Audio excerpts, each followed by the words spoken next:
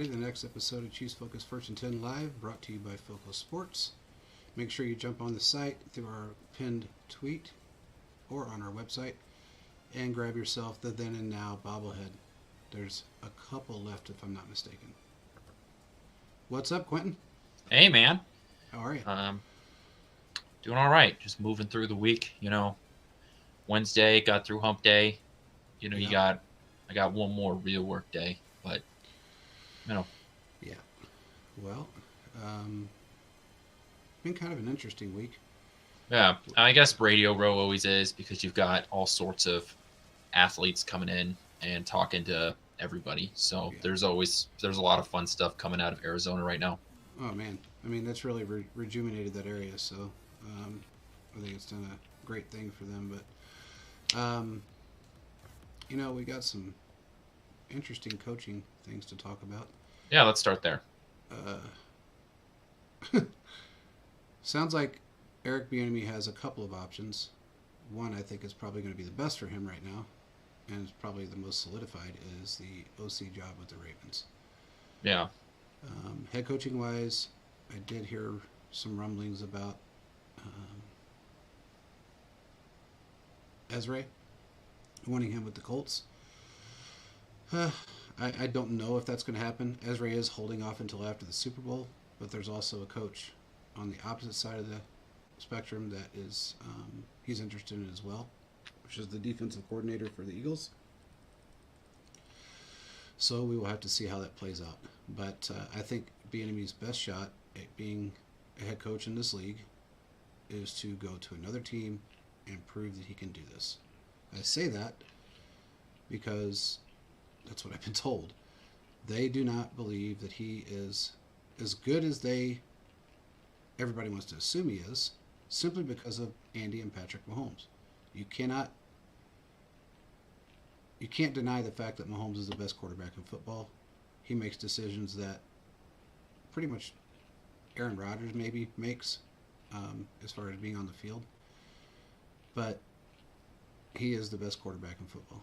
So it's really and Andy Reid, of course, is Andy Reid, so it's really hard to slam him in any way, but he's the best head coach around. It's hard to put any emphasis on what Bieniemy has done to propel this team simply because of those two guys. So he's going to have to go out and prove something with another football team and another quarterback before he gets a head coaching job. Especially with all the back stuff and everything else that's going on. It's been kind of a rough ride for him anyway, but all the inner circle stuff that's been going around about him. But in which, I mean, hey, those guys talk. So that seems like where he's going to end up at. I think he's going to end up with the Ravens. So that's interesting, right? Because, the Ravens fired their offensive coordinator. That offense needs new light. For years now, there's been this narrative that wide receivers don't want to go there because the offense is just terrible to be in. And the only offense that they seem to generate is either through Lamar running the ball or through their tight ends who can't seem to stay healthy. So getting some new offensive light in there would be a benefit to them. Being able to, just try and revamp that team, which, 3 years ago was being talked about one of the more threatening teams to the Chiefs, right, at the time. So that's interesting. I still think that Eric Bieniemy in Arizona would be good for everybody, at least for the very least, to be culture shock to that locker room and just keep the offensive mind, but have a different personality inside that locker room. Jim Irsay with the Colts is going to do what he wants to do. I just have this feeling that he's interviewing all of these guys and just so he can say at the end of it, look, I interviewed these 30 head coaches, these past head coaches, these offensive, defensive coordinator. And you know what? Out of all of these guys that I talked to, Jeff Saturday, he's the guy. He won a game with us and, he didn't have – the team wasn't built around for him. He just came in and look what he was able to do. He was able to bring this locker room together, all that crap, right? I feel like that's what the he's building up towards. just so we can hire Jeff Saturday. So any information that comes out about the Colts, I'm immediately hesitant to take anything for light, which is why I still think that, his best opportunity to be a head coach for me still stands in Arizona. Yeah, I agree. He, I don't think Arizona's it's going to happen. Uh, Everything I've heard is they're down to 2 people, and he's not one of them. I know, man, but But I mean, things can change, but I just don't see that happening right now. I just don't. I can't. I mean, there was that report that came out either earlier today or late last night that said that the Cardinals were down to, or they were waiting until after the Super Bowl. And immediately when I saw that, I texted you and I said, hey, maybe this means that they're going after somebody from the Chiefs or the Eagles, that they want to talk to at least one of them. And that's what, continued to spark my interest into Eric Bieniemy going to the Cardinals. Now, I've been on this whole time, I've been saying that I think that's his best fit, but as far as head coach is concerned, yeah. I do think that's the best fit for Eric Bieniemy. Yeah. Well, we'll just have to see how it plays out. We got 4 more days till the Super Bowl, or just on the 4th day. And it's getting interesting. There's been a lot of differences of opinion as far as the Chiefs are concerned, and who's going to win, who's going to lose. Strangely enough, Cynthia Freeland has the Chiefs at a 56% win ratio, and that is on all 30 models. So that's a pretty strong case. One thing she did say is that, and I've agreed with her now, Mahomes isn't going to be denied the Super Bowl. Not a second win. It's just not going to happen. I mean, I don't see this happening. We beat them earlier in the season. We can beat them again. I think that's pretty... it's pretty symmetric. Now, the one thing that's very strange to me, and I wanted to bring this up. Adam Teicher has picked against the Chiefs in the AFC Championship game and now in the Super Bowl, but yet he's the Chiefs beat reporter for ESPN. So I'm really confused on that. Hey, you at least can't say that he's a homer. Man, he's far from it. In fact, I think he just hates the Chiefs and just took the job. It's strange to me. I mean, you'd think he'd be picking them, but I don't think. In fact, I don't think Therese ever picked against the Chiefs. But I don't know. It's strange, but two games in a row he's picked against them, and I don't know if he picked us against the Jacksonville game or in the Jacksonville game. I don't really remember. God, I hope not. Yeah, I don't know. For his sake. Yeah. So, anyway, yeah, it's really strange to me that he's went that direction, and it was kind of strange because 46 of the writers / whatever with ESPN, yeah, they picked the Eagles, man. They picked the Eagles, and 27 of them picked. Oof. Yeah. So I don't know. That's a good chunk. That's good though. I'm kind of glad they are because look, man, when we're the underdogs, we play a lot harder. I mean, we really do, and it's just we've only been the underdog of 3 times. If this stays as an underdog by Sunday. Yeah. But it's a pretty fucked up situation when you got everybody that just seem to think you're nothing, and we've got the best. Who's here? I gotta put on my thing here. What's up, Chiefs Live? How's it going, brother? When you've got the look, man, we have shown up offensively, defensively, and special teams for a while now. I don't know what they don't see in us, or if this is just hype to get us going. I don't know. I really don't. But for them to pick, for as many people that have picked against us, it's pretty amazing to me. I wouldn't have expected that, especially with the things that Mahomes has done in the playoffs and the Super Bowl, for that matter.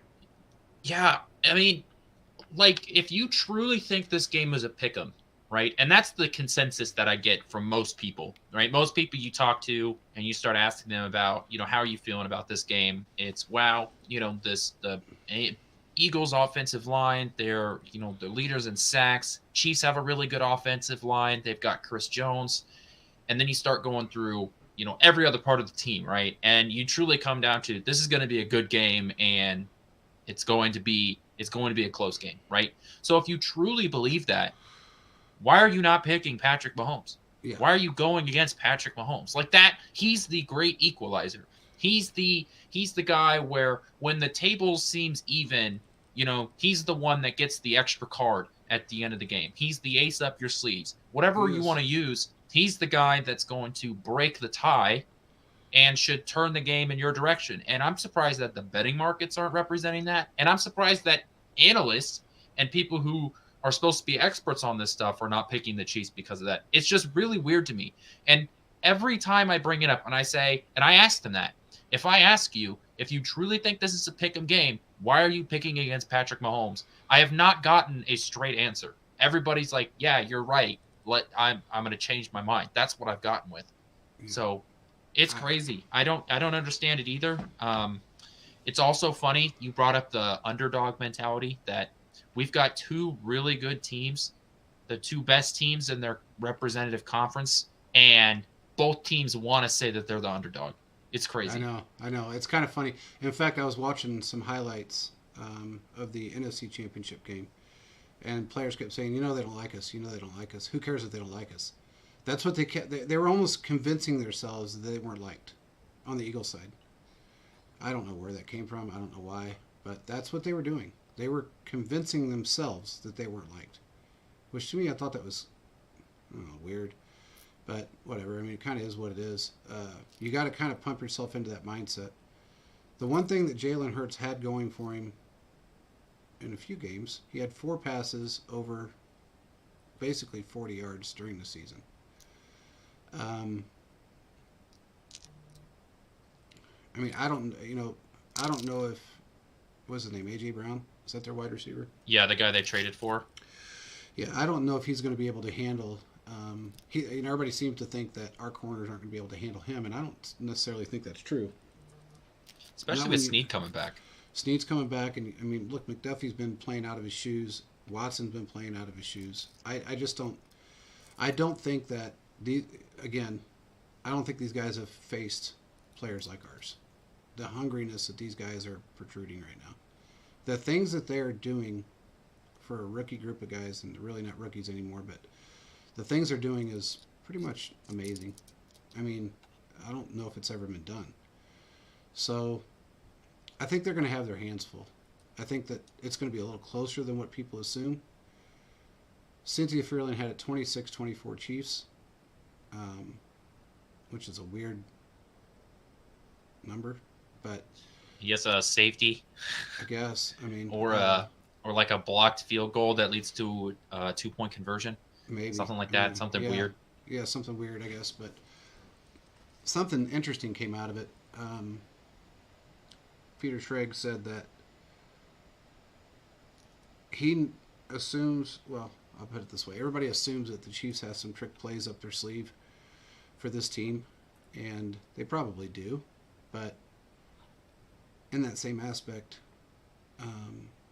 I wouldn't be surprised if you don't really see any. Maybe one, but I don't think they're going to make it some big ass ordeal about, we're going to try 2 or 3 trick plays, and we've got this one, they're not going to play a ring around the rosy in the Super Bowl. Yeah. But again, it's it's going to be an interesting game. I'll put it that way. Now, let's get into something really quick. Roger Goodell had his yearly conference today to talk about what went on during the season and what's going to go on next season and maybe beyond next season. And he made comments about the referees that were, I mean, look, I'm not going to sit here and slam every referee because they're not all bad, but there have been some calls that probably shouldn't have happened for everybody this year. The one thing he did say, and I will say this, they are leaps and bounds better than they were the prior year. They were a whole lot better. There were some bad calls here and there, mainly on Sheffer's crew. It is what it is. Don't say that too loudly. We don't want him to hear you. I don't think he's listening to fuck. But Yeah. If he is listening, we're Eagles fans, by the way. Yeah. Don't ignore the background. This is a fraud account. Yeah. No, I just, I don't disagree with him in certain things. The one thing that was brought up was the AFC Championship game when the play was called dead. And I like what he said. He said that was actually a legal call, and that happens a lot, which it does.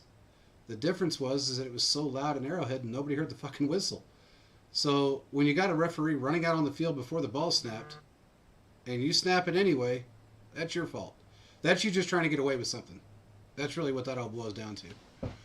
What's up, Scott? I didn't know. He said the Chiefs are in the Super Bowl. I had no clue. It's crazy. It's crazy talk. But, yeah, he made some sense in some areas. I don't know that they were, he said they're never going to be perfect, which he's right. You can't expect, no human is, and you can't expect them to be. But in the same aspect, adding the element of full-time referees, giving them a little bit more accountability, they're not going to ever get, basically what I took out of it was they're never going to be accountable for what they do. Which is a problem. Yeah, I don't think they're ever going to be accountable. They're not going to hold press conferences. They're not going to explain why, and they're not going to be fined. So that's basically what I took out of that. And I kind of wonder if it's not an agreement made by the teams, because at some point it's going to go for you and go against you. What they are doing right now, I think they're going to continue to do with this expedited reviews, and they're going to add more people to New York and try to get plays called dead, or at least hold off on a play and make sure somebody else puts their eyes on it during the regular season instead of just all about the playoffs and Super Bowl. Sheffers is Sheffers. We can't change that. The guy's a dick. And we've been on his bad side for a while now, so I think Kelsey did that one in. But, yeah, I mean, I think he told him to go. What did he say? He said he can't be an employee at a Foot Locker. Uniform. Yeah, he shouldn't be wearing that uniform at a Foot Locker. Yeah. Look, I think that cost Kelsey some money, by the way. It did, yes. Man, the problem is that there's just so many objective calls in the NFL. In other sports, there's not really that much of an objective call. I think the roughing the passer was atrocious this year. Oh, yeah. It did seem to get a little bit better as the year went on, but it was so bad. And not even just for Kansas City, where, with Chris Jones and Derek Carr, and I don't remember the Tom Brady play when they were facing the Falcons. Yep. There was that. I mean, there's so many bad roughing the passer calls, and that's what had everybody on. I mean, how many weeks in the NFL did we come on here and the first thing we talked about in the show was the refs? That should never happen. No. Just plain and simple. The refereeing crew should be like your long snapper. You never talk about him unless it's bad. Yeah. So I agree. They need to fix things. And the fact that the NFL just almost refuses to even talk about that they have a problem, the first step to solving your problem is admitting you have a problem. And the fact that they won't say that, we need to get better or really anything like that, they just want to continue to double and triple down on it as a problem on itself. Well, he definitely doubled down on it today. He did. Said that, he thought they did a great job. And Roger Goodell is paid by the owners. Roger Goodell is speaking on the owners' behalf. It's strange because those owners have got to be frustrated when they see their teams lose on stupid penalties. But they also benefit from it at times, and that's the problem, is when you benefit from something that also can be a detriment to you, you almost have to pick and choose your battles, and I think that's kind of where that's coming down to. It's a lot different for the players than it is for the owner. The players are out there getting their asses handed to them physically, where an owner's sitting up at a booth going, fuck it, I got to write a check, or whatever, we lost a game. What they've done, I think, to a degree, and I'm not defending anybody, don't get me wrong, but I think the fact that they have stepped up in the playoffs especially after last year's fucking disaster. Um, I think it's helped. It helped a whole lot. I just, I, I think these referees need help. If they're gonna look, man, the game is fast. I've been on the field. It's a very fast game. You can't see what goes on in every play. Look, you just can't see it. And I think if they would give them some help from a sky judge or the booth or a sky cam, and really put emphasis on holding off a second or two and letting these guys look at these slow-mo frames to see what actually happened, that would be a huge impact on the way these refs are looked at and also the way the games are called. That's something that Goodell has to invest in. That's something that the owners have to invest in. If they want this to be a legitimate, fair game and not this WWE bullshit, that's what they have to do. It's kind of where they have to go with it. But I do agree with one thing he said today. They were better this year. Sheffer's wasn't, but everybody else was better. It was just Sheffer's crew that was really bad this year. So, and it wasn't just with the Chiefs. Now, granted, everybody knows he has a corn cob up his ass when it comes to the Chiefs. He just doesn't like us. Everybody knows it. I mean, there's been many players that aren't even, and coaches and other people that aren't even with the Chiefs that have said this. But he's been a problem for a lot of teams. The guy calls more PI calls than any referee crew combined. It's crazy, and I don't know why you want that ref crew in the Super Bowl, but whatever. I will say this is that I think the Sky Judge is definitely something that they can benefit from, especially if they're going to continue to use this expedited review process. I think the other thing too, I don't remember if it was the XFL. I think it was the XFL.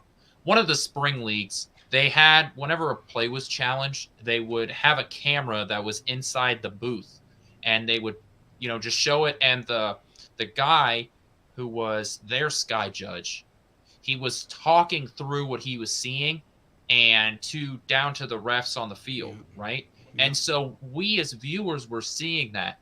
And I think that if fans were to hear the reasoning why something is a catch or it's not a catch, more from the people making those decisions, you may disagree with it, but I think seeing the process would help ease some minds. And, maybe you disagree with the end call, but, you could have that moment where it's like, okay, I see where he's coming from. And I think that would, the rules too. I think that would help a lot of people too, just to sort of understand where these ref crews are coming from and to help understand the rules themselves.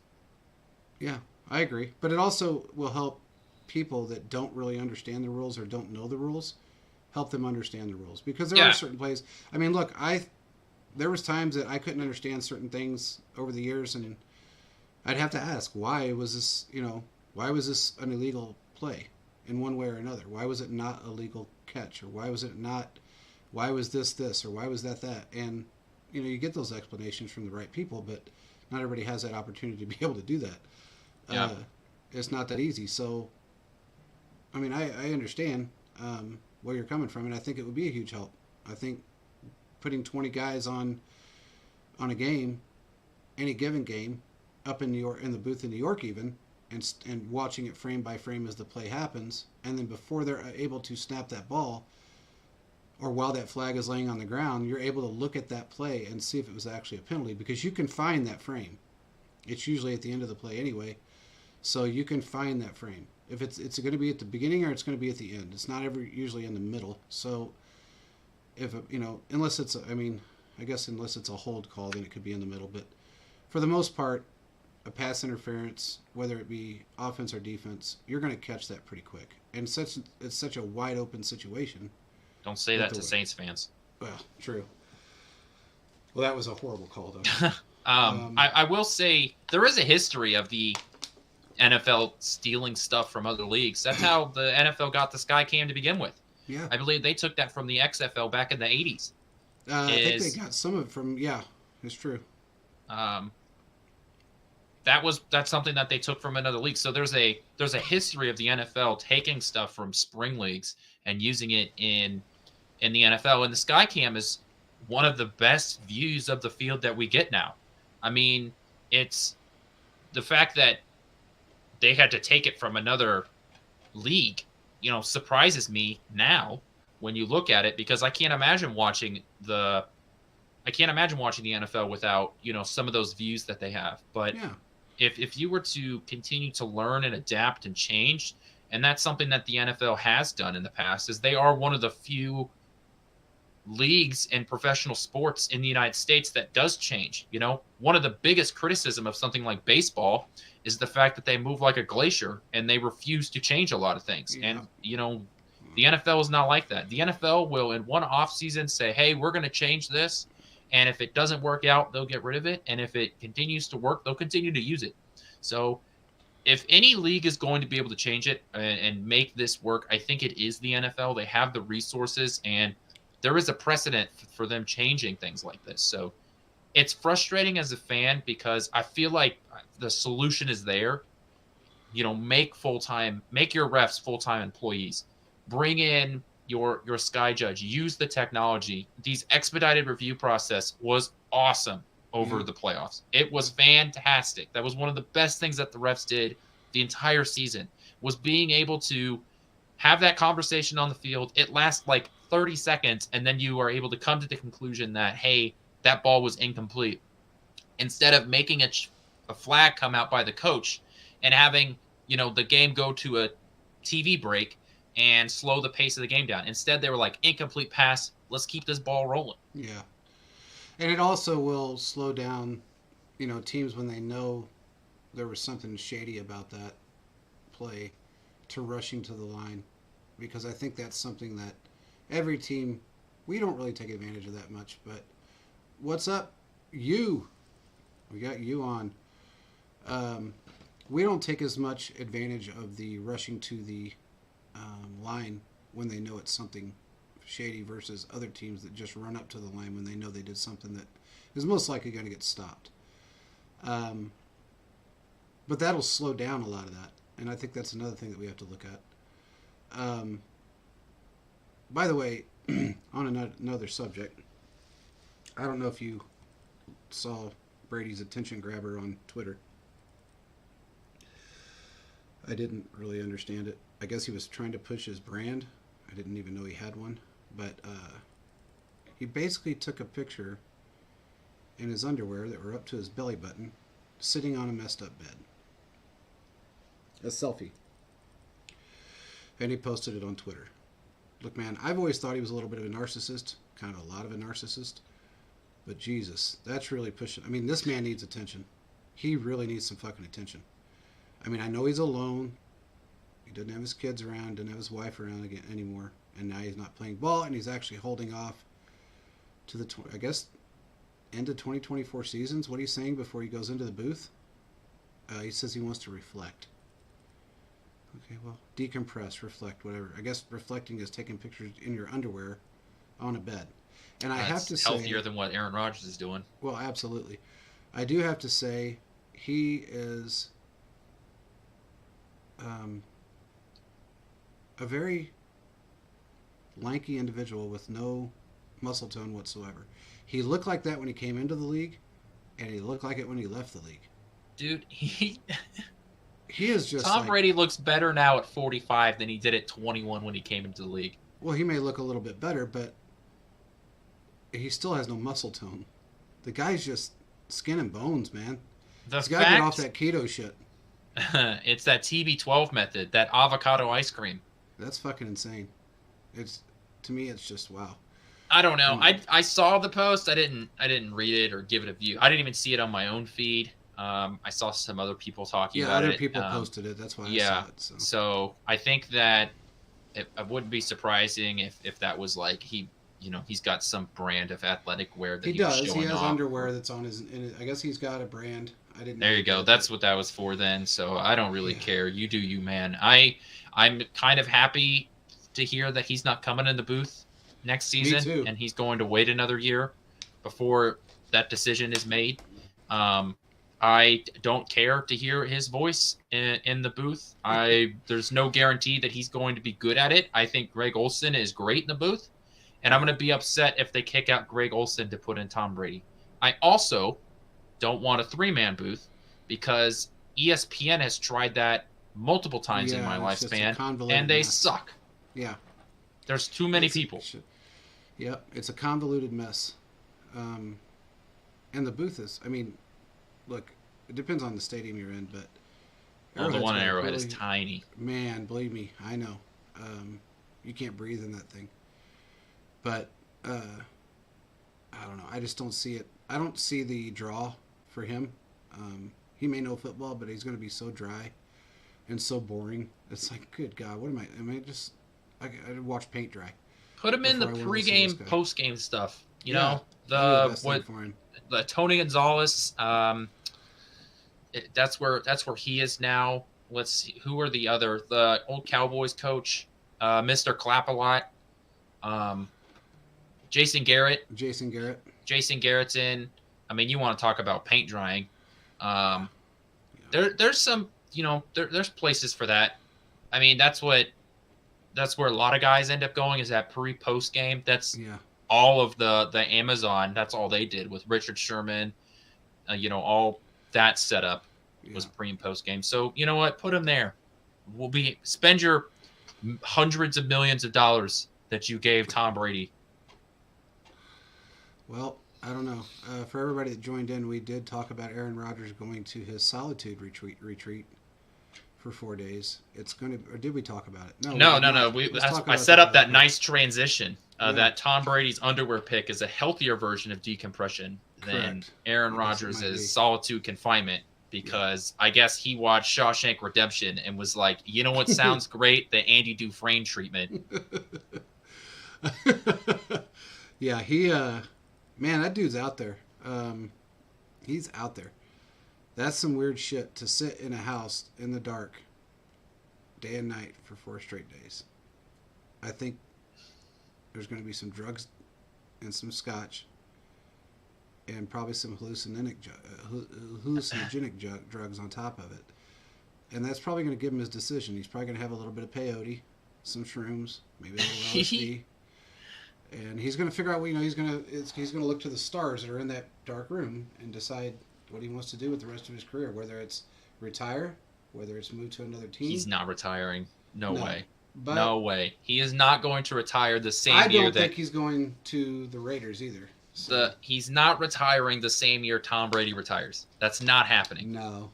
He's still got so much left in him, really, if he went to a good football team with a good coaching staff.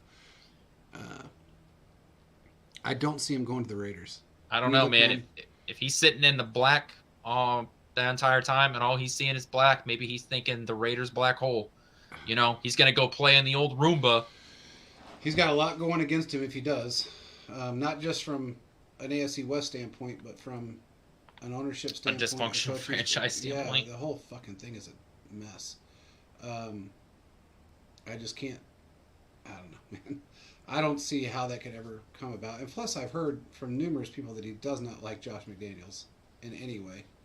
And McDaniels is the guy that is basically my way or the highway type of situation, and Aaron Rodgers ain't going to play that game. He doesn't want to be with a rebuild team. He doesn't want to be with a dickhead coach. And he doesn't want to be with a dysfunctional organization. So you got all 3 things that are happening with the Raiders that he doesn't want to be involved in. And then add on to the fact that he has to play against Patrick Mahomes twice a year. Yeah. I don't see that happening. And the Chiefs, which is a good organization with a great head coach. So, yeah. I don't know, man. I just don't see it happening. But, hey, it is. I don't know. I'm just trying to think of. It would be really funny if he goes to the Jets, because as much as Aaron Rodgers and Brett Favre hated each other or seemed to have some tension between them when they were there, him following in Brett Favre's footsteps is just funny to me. And that'd be great for entertainment purposes. Plus, I think the Jets are an interesting team. I don't know if they can afford him. Here's something that just blows my mind. Let's say hypothetically, Aaron Rodgers leaves the AFC, right? He gets traded or whatever. He leaves and goes to the AFC.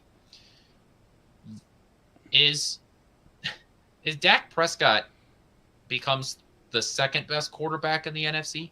God, that to think about that, I didn't Right? think Like about that. the AFC is in such a great environment for young quarterbacks Yeah, just because there's so many of them. And it's caused a severe drought in the NFC where you've got Jalen Hurts is the best out of everybody in that conference, right? And then seriously, if you think about it, right now, it's Dak Prescott and Kirk Cousins yeah. are next on the list. I I don't even have an answer to that. Right? I don't. Like I'm not that's how bad the NFC is at the quarterback position right now. Yeah, yeah. Well, you know, I mean, there are some quarterbacks coming out of the draft this year. Maybe some of them will step up. I don't know if they have the coaching staff in any team in the NFC to cultivate a good quarterback, but we'll have to see. Uh, that's an Well, interesting scenario though, because I mean, Dak has finally got his first playoff win, and after you've been in the league 8 years now, came out the same year Carr did, right? So that's 8 years. yeah, because let's see, he was season. there. Was he a rookie? Yeah, it was a Did he play as a 2015 or rookie 20. when Tony Not Romo got injured when he was a hurt. rookie? Yeah, when he was hurt. Let me take a look, but I believe he played. I believe he played a lot of people, or there was a lot of backups for Romo because Romo was hurt a lot. But Romo was always hurt, man. That dude got hurt. God dang. Let's see.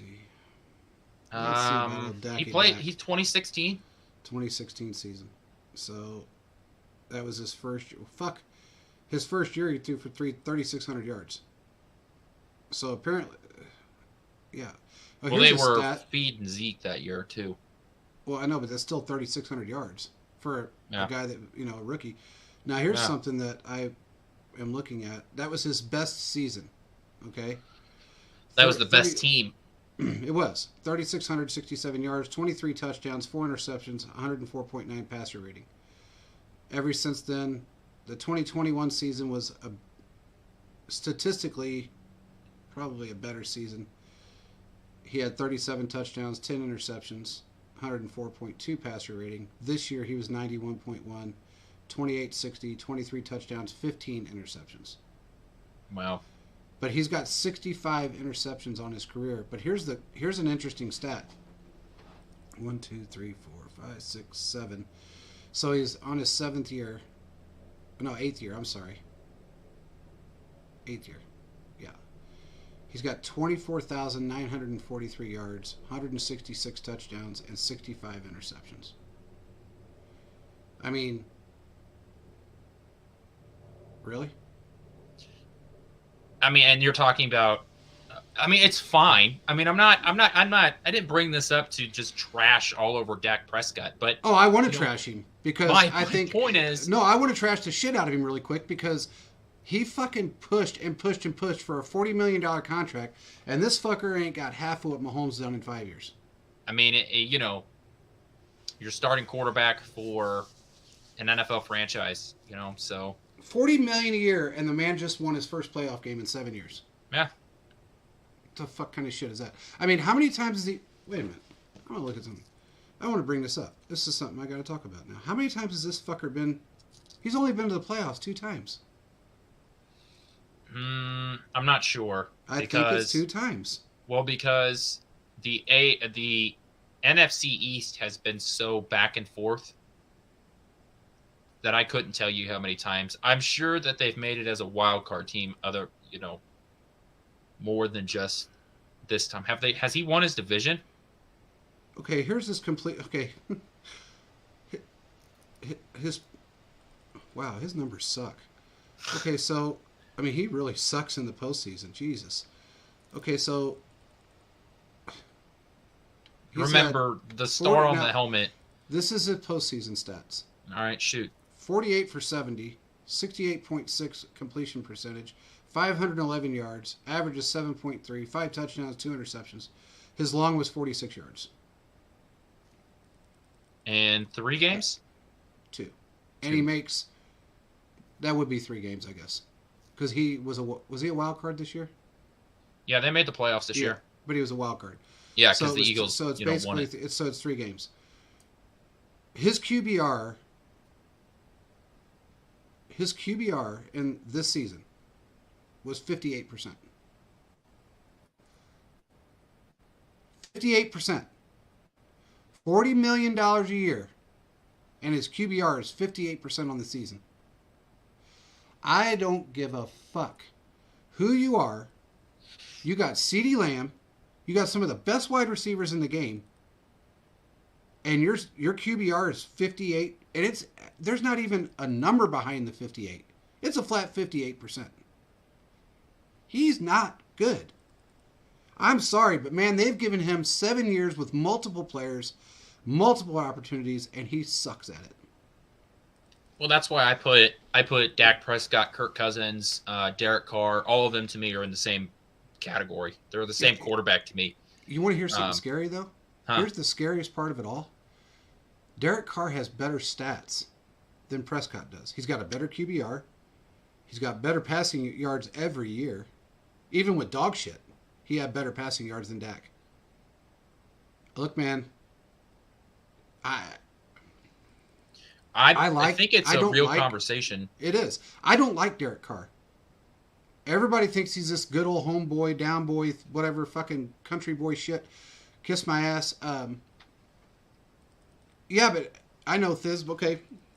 Well, we have Mike McCarthy now, who is and we fine. Had Jason Garrett prior, and Mr. Claps 8-8. Yeah. 8-8, Mr. Clap. But here's my thing. I understand that part, but you think he would have grown some from his second year in the league moving forward? His numbers don't. His numbers do not justify his contract. If Jerry Jones hires who he hires, he wants yes men. We all know that. If you don't say yes, you're not a coach of his. That's why he got Mike McCarthy. That's why he had Jason Garrett for all that time, because Jason Garrett was. He wasn't. He was a yes man. He kissed his rocker. ass. He kissed his ass. That's what he did. Mr. Clapp. But I just don't understand. My whole thing is, prove it to me. Prove to me that you're worth $40 million a year. Zeke, prove to me that you can win me a Super Bowl and be a $90 million running back. I mean, nobody can prove that because running backs aren't worth that money. Exactly. Sorry, not sorry. I mean, Jerry Jones, we talked about this on the last show, and I'll say it now. He went out and slammed the Rams and slammed Philadelphia, I think it was, or another team, I can't remember who it was, about throwing all their eggs in one basket and spending all this money to win 1 year, and he thinks about the long term. What is the long term to him? I guess more than 26 years. Exactly. I mean, the man hasn't seen a Super Bowl since 1995. He hasn't been to a conference championship in my lifetime. Yeah, well, he hasn't been to a conference championship, I think, since 95. Yeah, they haven't been to a conference championship in my lifetime. Yeah. So they haven't made it past the division round. No. My question is, if you're a quarterback and you believe in yourself, okay, you believe in your abilities and your skills, why would you ever, ever, ever ask for a contract from that team when you have a chance to go somewhere else? Because realistically, a lot of quarterbacks don't really hit free agency until late in their career because it becomes so economical to franchise tag them. Okay, but even if they franchise tagged him for 2 straight years, he still had an opportunity to get out. Now he's locked into that contract. And Jones, I mean, there's no out for him. I just looked at it. He doesn't have a no trade clause. So if Jones wants to hang on to him, he's going to hang on to him. Well, we just got done talking about this. How we got here is that the NFC, there's so little quarterback, high level quarterback play, is that we're going to see some mediocre quarterbacks come out of the NFC. I think there's we have to have a serious conversation that Jared Goff is a top 3 quarterback in the NFC. Yeah, that's sad. Seriously. Yeah. We've got Goff, Hurts, Prescott, Cousins.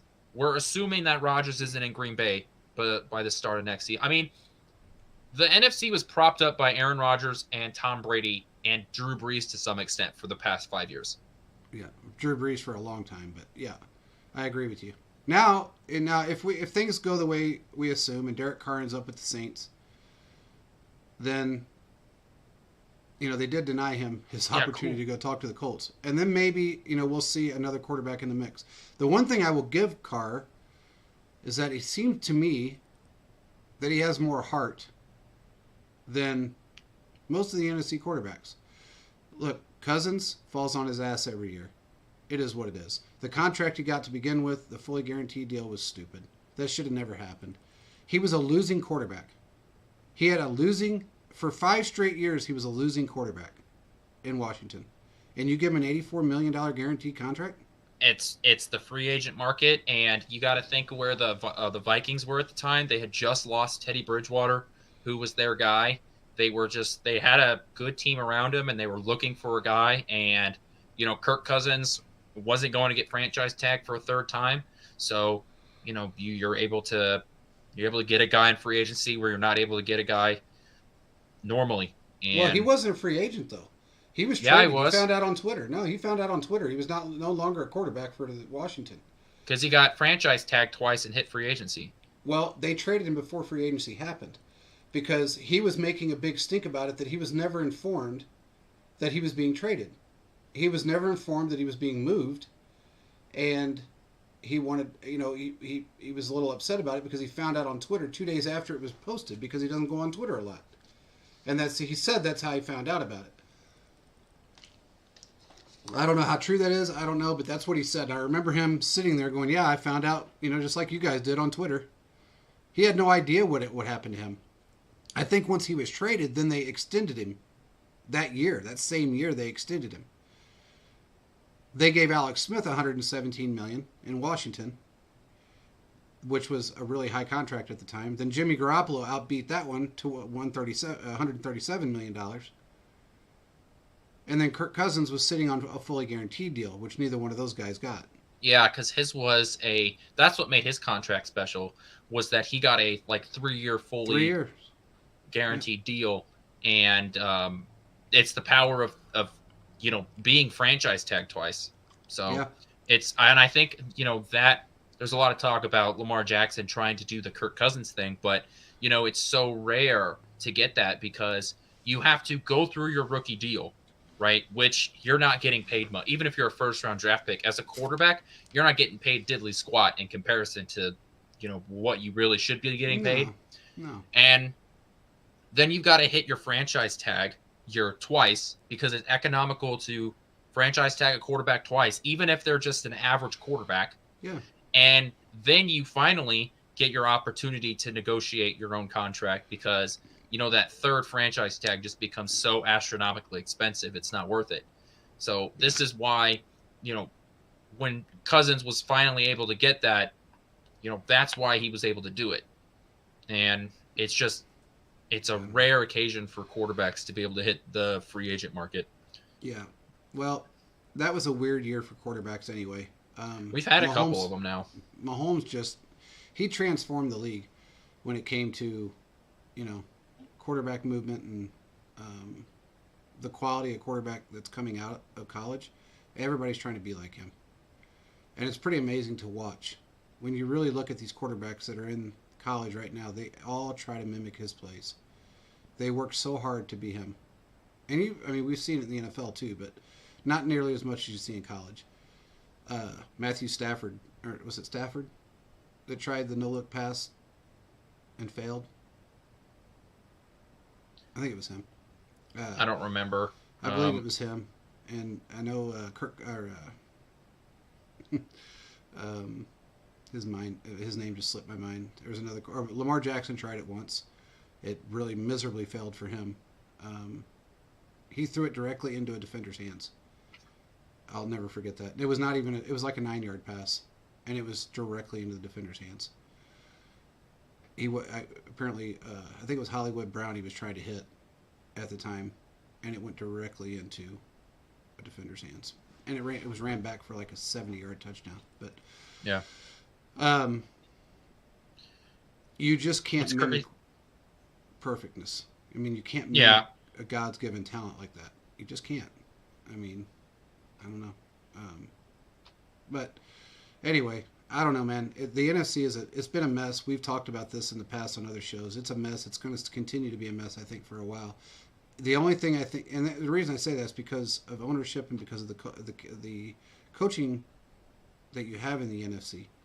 There's not really a good amount of great coaches down there. You have a couple of decent. You got Shanahan, which is a good coach, probably the most elite coach there.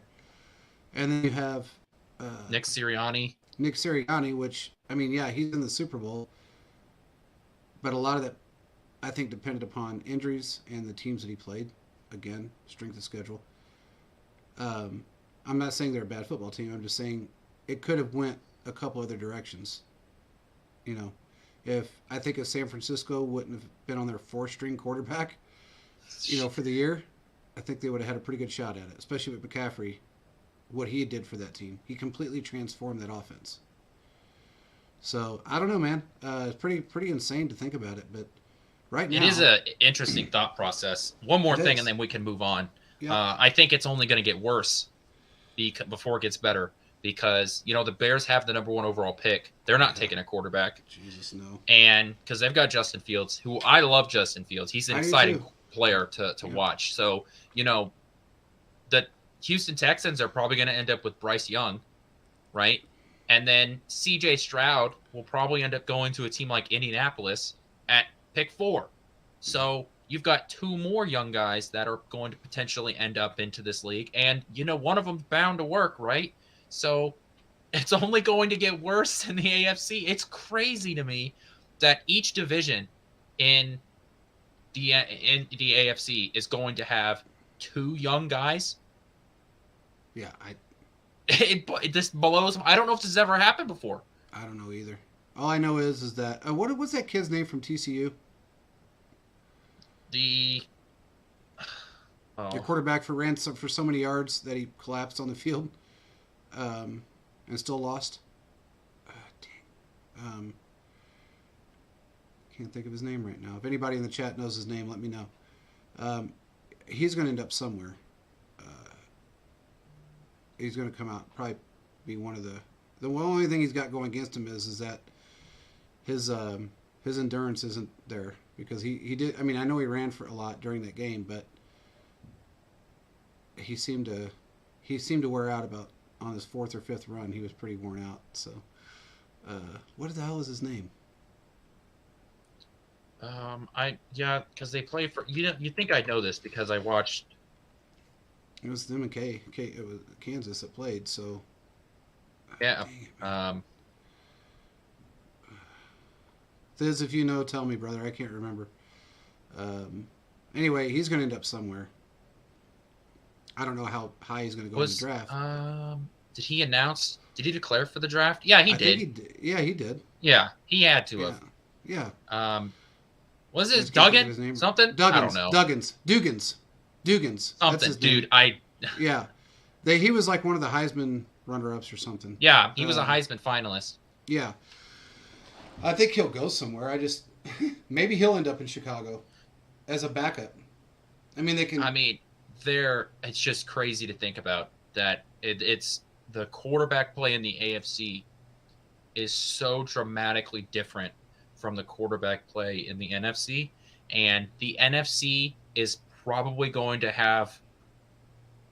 The NFC teams are going to be so interesting to watch on how they end up building their teams, because you have to build around mediocre quarterbacks, and you're not going to be able to depend on, your quarterback bailing you out, like teams like Kansas City and Buffalo and Bengals, Jaguar. Like you can't depend on that. So how do you end up building your team? And I won't be surprised if, because of that, we're going to end up with like 2 or 3 super teams in the NFC, while the AFC is going to have a lot like teams like Kansas City now, where it's like they're good teams, but their quarterbacks are just so much better that the AFC is going to go on this crazy Super Bowl run where the AFC wins 5 out of the next 6 because the NFC can't compete with the quarterback play. Well, and honestly, it is kind of by design. I mean, when you think about it, the AFC built teams to try to beat Patrick Mahomes. So that's why they went out and picked up all these gunners. All these guys that mimicked his game to some degree. Which is why I think Um, the problem gets worse before it gets better, because teams like the Colts and Texans realize that if we're going to compete with the quarterback play here, we have to get our guy. We yeah. can't we can't build a roster around an average guy and win, because Patrick Mahomes, Joe Burrow, blah blah blah blah blah are going to come in here and beat us, even when we beat him with the scheme and with the totality of our roster. So we have to find that next equalizer. And so AFC teams are going to end up, trading early picks to move up and draft a quarterback. It's crazy, man. Yeah, it's kind of insane. Underrated story of the offseason right there. It really is. It's nuts to think about, but that's where we're at. Well, we all know Patrick Mahomes is the best quarterback in football. Hands down. Yeah, he might go down. Look, man, I wouldn't put it past him to go down as the best quarterback that's ever played the game. He may not get 7 rings. He may. I don't know. But I think he will go down as the most total quarterback that's ever played this game. And that is putting everybody in the mix. I mean, I'm going back a long ways. And I don't think I've ever seen someone play with such heart, determination, and skill that Mahomes has. The one thing he said in his press conference was that, yeah, it was kind of comical. Somebody really fucked with him. They said that Rihanna, they said, "Hey man, how you doing?" He said, "Good."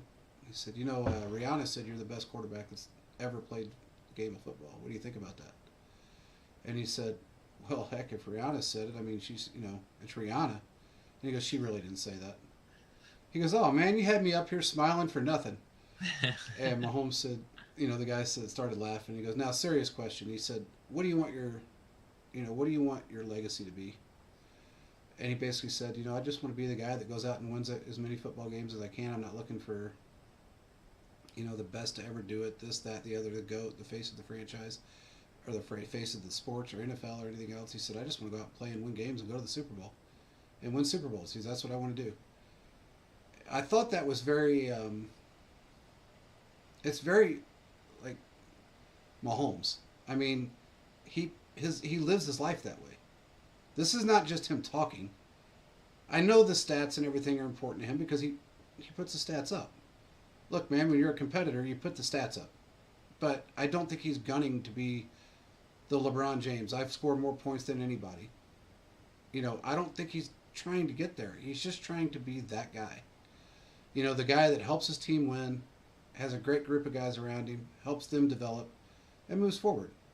And he did say that he's considering, he'd like to be a GM or even an owner of a franchise at one time, when he retires. So in 15 years, we may see that from him.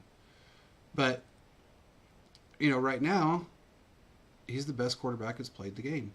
And it's pretty insane to see someone come out of, small town, college, it really isn't that well known, and to be as good as he is. And look, man, yes, Alex Smith helped him tremendously. Andy Reid helped him tremendously. Matt Nagy helped him tremendously. But 90% of his game is him. No matter how you look at it. The other 10% was taught. His game is him. Yeah, what's that phrase? You can lead a horse to water, but you can't force him to drink it. Yeah.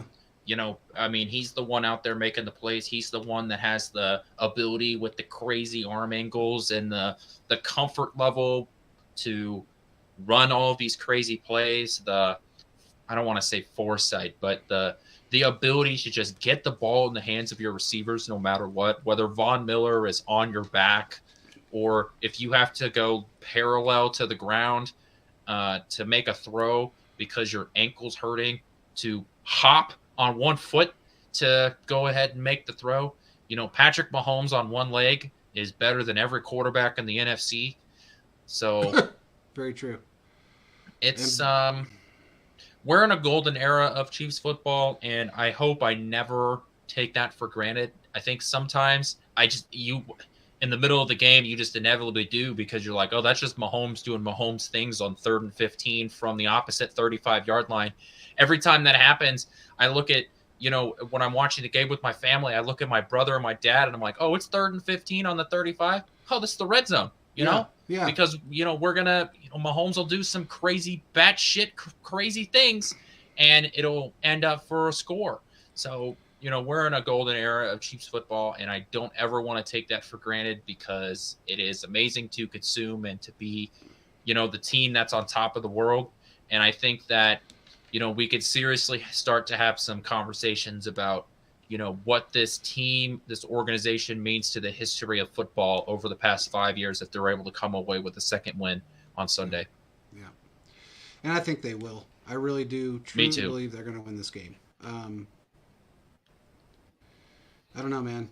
I just have a gut feeling this game is going to be the Chiefs. So I'm not going to. Not going to throw out scores yet, but no, that's for tomorrow. That's for tomorrow. But this was just a quick impromptu show to spit out what went on today with Roger Goodell. Our thoughts on that. Yeah. I still think he's kind of a stroke, but he made a little bit more sense than he normally makes. I have one more thing that I want to comment on what he said. Go ahead. He brought up the injuries. Yeah. That injuries. And I forgot about that. You're right. Injuries are down a total of 6% over the NFL, which is good. One of the weird things is that concussions are actually up 18% around, or 14% around the NFL. No, it went up 18% total for this year. Yeah. But there's a reason behind that. So that's interesting to me because it doesn't seem to follow the overall trend. So it could just be a spike and it could just be an outlier. That's totally true. During the preseason, there was a 52% drop in concussions because of those Guardian caps that people were complaining about, but they worked, right? And it's just really weird to see this. We talk about player safety. We talk about the importance of protecting players, reducing concussions. The NFL has taken strides in protecting players, making it to where you can't run on kickoffs. You can't do wedge blocks, all of these different things to help protect players and specifically to reduce concussions. And, this is weird. Here's why. There's only one reason why it went up. And people don't understand this. I get it, but it took me a minute to figure it out too. But all the additional protocols that they have put in for concussions and the additional... they're diagnosing more of them? They're diagnosing a lot more. They're 100% doing makes sense. A lot different tests than they did in the past. They've added a lot of tests to it. Yeah. There's so much more you have to pass before you can be cleared of that on the field.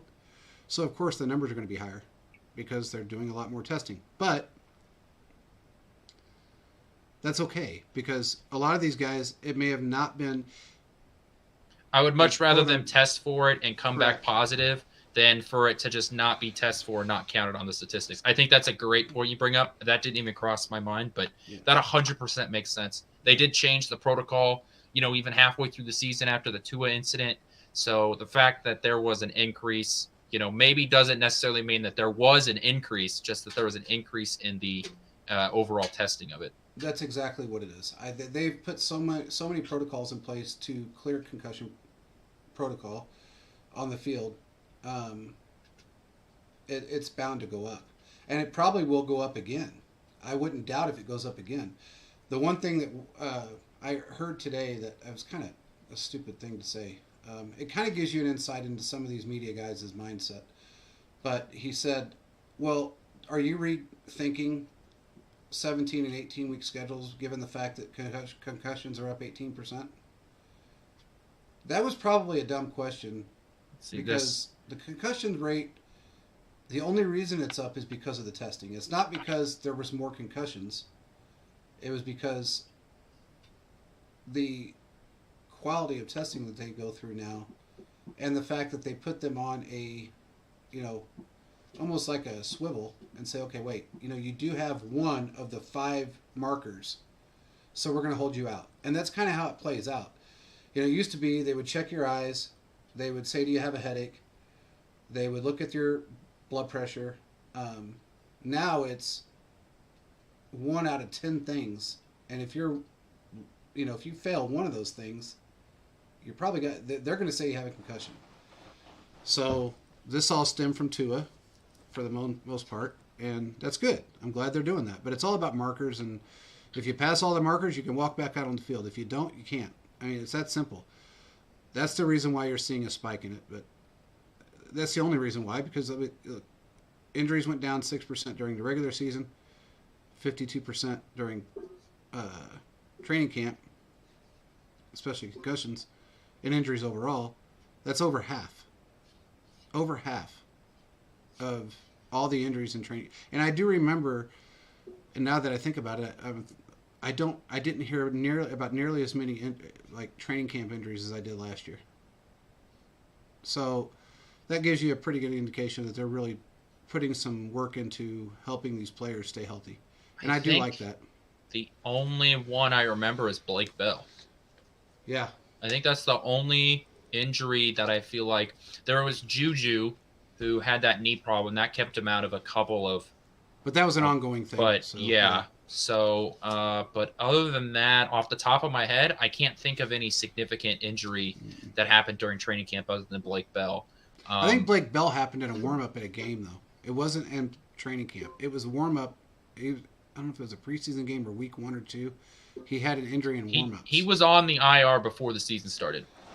Bell was? Yeah. I didn't think he was, but maybe he was. I don't know. But I guess across the NFL, you didn't hear about it a whole lot, which you usually hear about players going down for the season in training camp. Yeah, there was that. There were a lot of the Bucks got killed by some O-line injuries early in the season. So there were some non-contact injuries that came out, but that's really all you're going to hear about in training camp anymore. Yeah. I do think, and we talked about this a little bit, that if they do end up when they add another game to the season and take away another preseason game to make it a 2 preseason schedule, the NFL is going to have to add more. I think they're going to have to add more padded practices before the season starts, and I think they're going to have to add a second bye week. Yeah, they will. They will with an 18 to the NFL schedule. season. Yeah. I know they experimented with a second bye week in like '94 or something like that. They had 2 bye weeks for a long, long time. They just went down to that about, Thiz, you may know, but it's the 1 bye week has only been around for a few years. It hasn't been not a few years, but it hasn't been a tremendous amount of time. I mean, they had 2 bye weeks forever. I knew all the way through the 90s they had 2 bye weeks. For most of the early 2000s they had 2.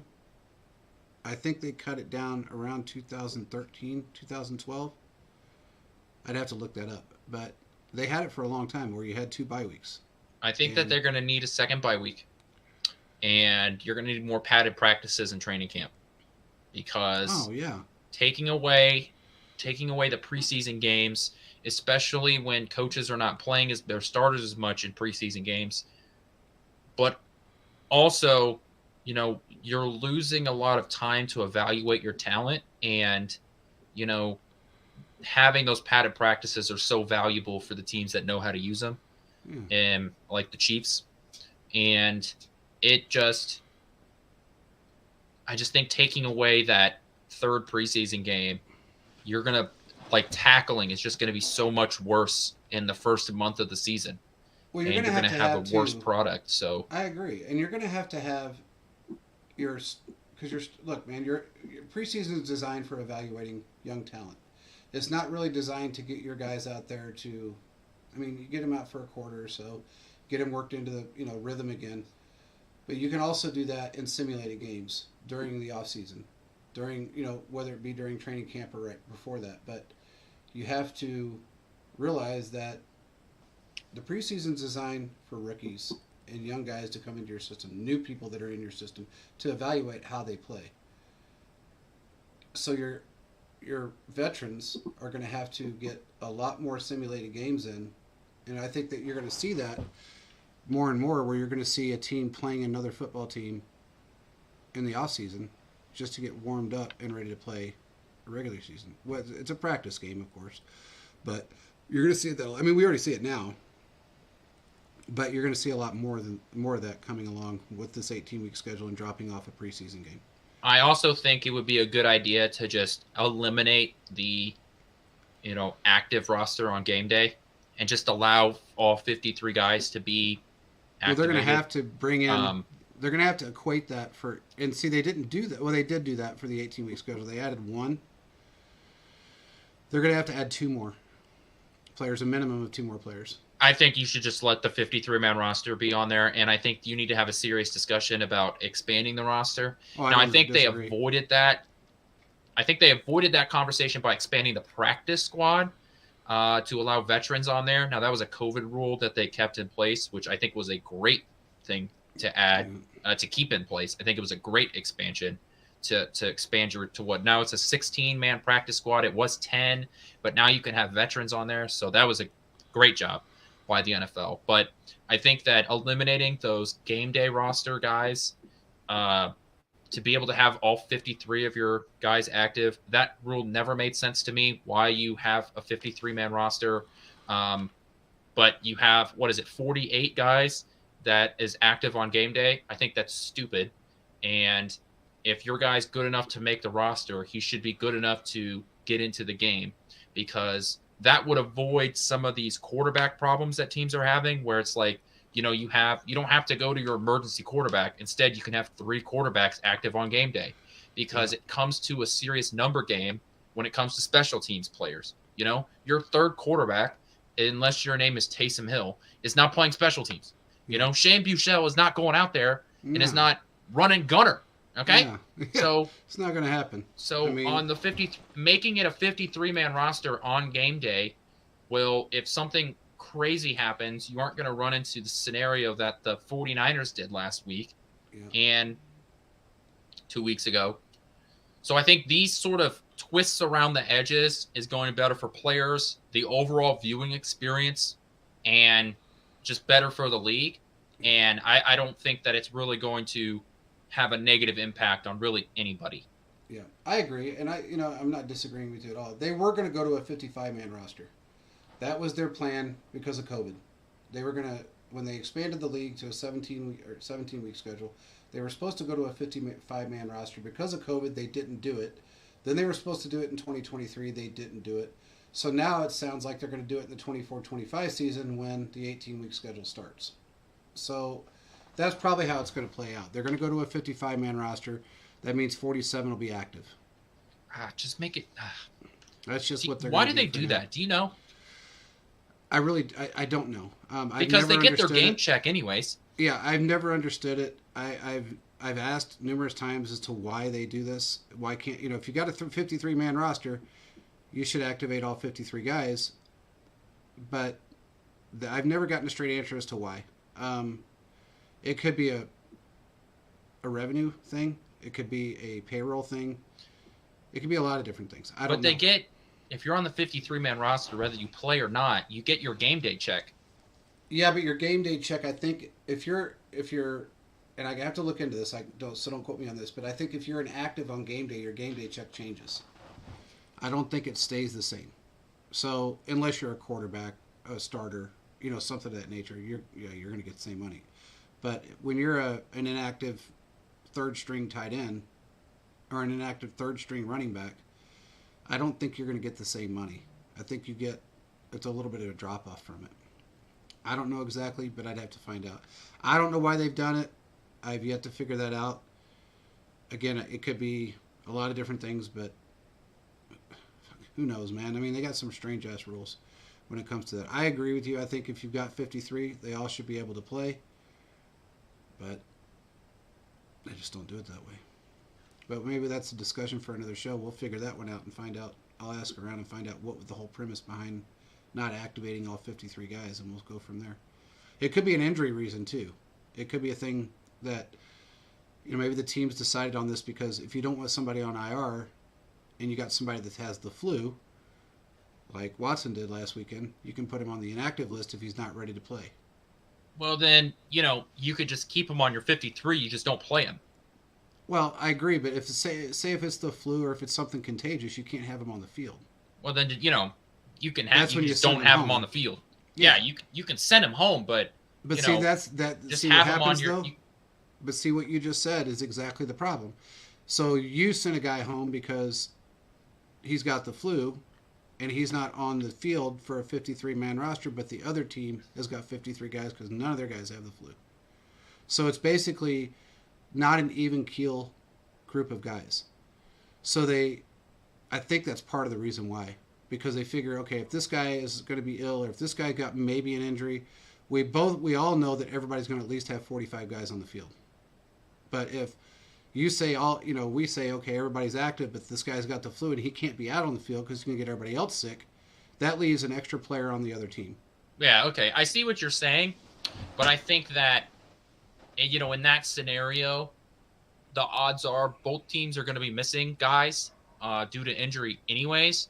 And I just think the benefit of potentially having those extra guys versus you not knowing which sixth string corner is going to be playing that day, I think that outweighs that quote unquote competitive imbalance. Well, here's a scenario for you. Now, All right, shoot. if you're allowed to activate 45, or in the next 18-week schedule be 47, and you get to say if you get to that level where you're on your four-string quarterback, or you need to bring in an emergency player because you're out of players, then you can bring somebody off the inactive list and say, hey, we need this guy because we don't have anybody else, to keep it even on both sides. So kind of like what happened to the Chiefs in the Cincinnati game. We were down to 3 wide receivers. Thankfully, we had enough to cover the field. But say if we'd have lost one more, we wouldn't have anybody out there. So it's an uneven playing field. So if they want to bring it down to that point, then they can say, okay, if we're in need of an emergency player, whether it be kicker, quarterback, wide receiver, tight end, safety, corner, whatever, we need to have that ability to bring one in if we don't have one to keep an even playing field. Then they can go that route. I can almost make that make sense more than really anything else. But that's the only thing I can come up with is they almost account for. They account for injuries and guys not being able to play. Correct. But, and I see what you're saying. I understand that, the competitive balance part of that. I get it. I just think that there are so many times where a healthy guy gets scratched on a roster when the potential of like the 49ers situation, even though that is so slim and happening where you run out of quarterbacks, the fact that we could completely avoid that situation to begin with outweighs that what you would be viewed as a quote unquote competitive imbalance, because one team can potentially have a sixth wide receiver and a fourth tight end on the roster active on game day, when the other team, due to injuries or other unforeseen events, does not have that, fifth tight end or seventh corner. Well, here you go. The inactive players list ensures that each team has an equal balance of healthy and active players. So there's no unfair advantage. So that's why they're doing it. NFL teams also have 16 practice squad players. We all know that. Blah, blah, blah. But that's the reason why they do it. So it's basically a healthy balance of players. They want it to be an even playing field. Yeah. So it makes sense. I mean, if you got 53 guys that are on your active roster, God forbid you get the flu bug that goes through your locker room, which we've had. You've got 3 guys down from the flu, and then they're active on the field. They're getting not only themselves sick, but they're also getting coaches, other players on other teams sick, media people. It just, I don't know. It does make sense to me, but they need to add 2 more players to the active roster if they're going to go. I think they should do it. They should have at least added 1 more right now with a 17-week schedule, but I think they need to at least go to a 55-man roster, add 2 more to the active roster for anything over 17 weeks. I wouldn't be surprised that if they add 2 to the active roster, if they force teams to keep 3 quarterbacks.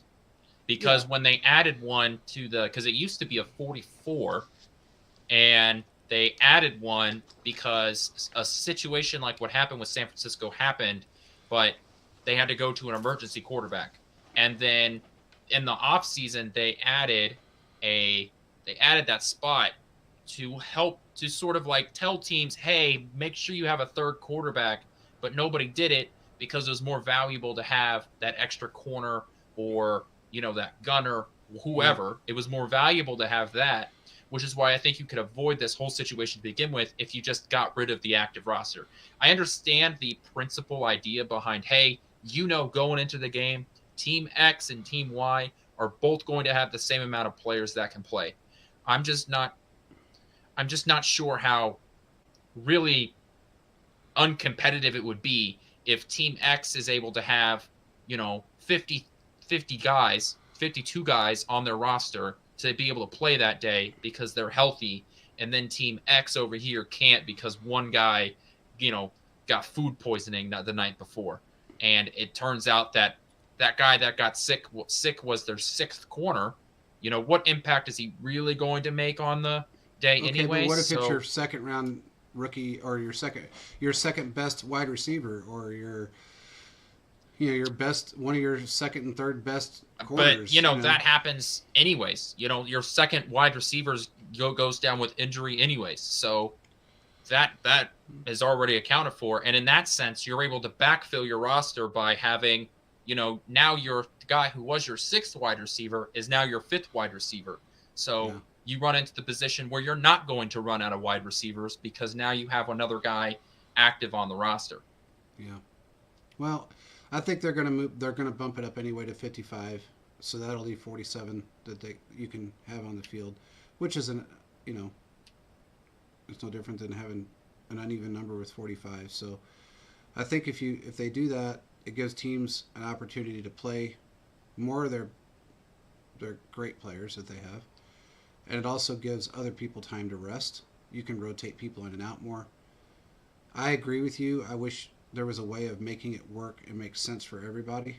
But at some point, you're going to have uneven teams. That's just the way. Advantage. So. It's the way the NFL works. It's the way the world works. I mean, we always talk about next man up and how injuries are part of the NFL. So, no team really, if they made it to where all 53 men could play in the game, no team will, ever have all 53 guys play in one day. But also, you're still going to have guys that are essentially going to be healthy scratches because, like Ronald Jones may play maybe on the Super Bowl roster. He may not be scratched, but I doubt Ronald Jones gets any snaps, So I don't know. It's just get rid of it, man. I don't think that there's really that much of a competitive imbalance with the rule is really my point. Yeah. Well, I mean, they're constantly making changes, and